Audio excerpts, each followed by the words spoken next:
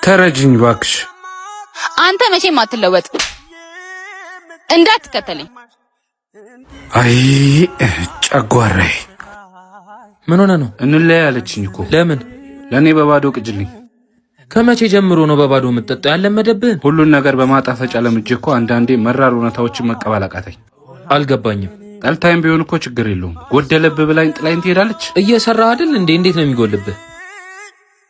መስራትማ እሰራለሁ፣ ደሞዙ አልበቃኝም። እንደዛ ከሆነ ለምን በሀብታም ቤት አፊሌት ማርኬት ተጨማሪ ገቢ አታገኝም? እሱንማ ሰምቻለሁ። እውነት ግን ተመዝግቤ በማስመዝገብ ብቻ ገንዘብ ሰራለሁ? አዎ፣ ስትመዘገብ በሚሰጥ በራስ ኮድ ለጓደኞች አንተን ኮድ በመላክ በአንተ ኮድ ሲመዘገቡ የራስን ገንዘብ ማግኘት ትችላለህ። አዎ፣ ተጨማሪ ቦነስ፣ ቋሚ ገቢ። በአመት ውስጥ ደግሞ ብዙ ሰው ያስመዘገበ ሰው ከ1 ሚሊዮን ብር በላይ መስራት ይችላል።